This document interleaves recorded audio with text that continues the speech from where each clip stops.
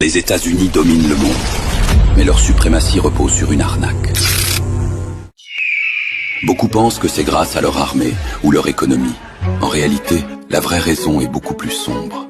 C'est l'histoire d'une arnaque monétaire qui dure depuis 50 ans. En 1971, Washington est en alerte. La France, sur ordre de Gaulle, rapatrie tout son or stocké à New York. Il accuse les États-Unis de tricher. Ils impriment beaucoup plus de dollars qu'ils n'ont d'or. Et il a raison. Si d'autres pays réclament leur or, tout s'effondre. Nixon convoque ses conseillers à Camp David pour sauver l'Empire américain. Ce week-end-là, ils imaginent une solution radicale. Retour en 1944. L'Europe est en ruine, le Japon détruit. Les États-Unis possèdent la majorité de l'or mondial. Ils proposent un système simple. Pour commercer, utilisez tous le dollar comme monnaie universelle.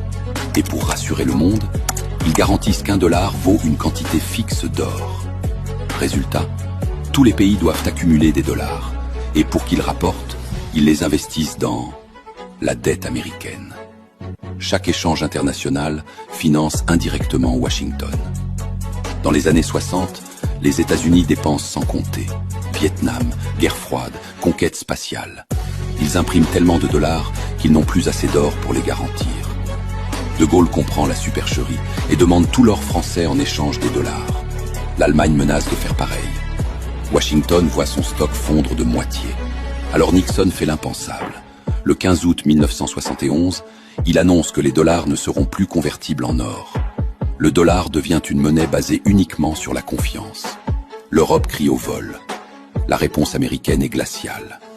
Le dollar est notre monnaie, mais c'est votre problème. Les États-Unis concluent alors un accord secret avec l'Arabie Saoudite. Le pétrole ne sera vendu qu'en dollars, en échange d'une protection militaire.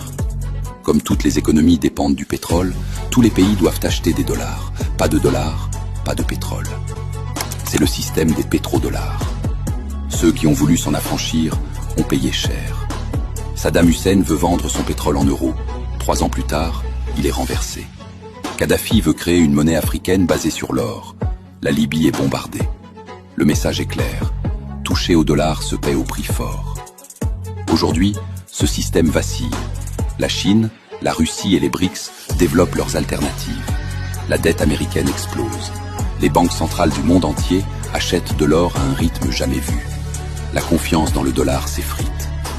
Depuis 50 ans, chaque fois qu'un pays achète du pétrole, fait du commerce ou accumule des réserves, il finance l'Empire américain. C'est ce système, plus que l'armée ou la technologie, qui a fait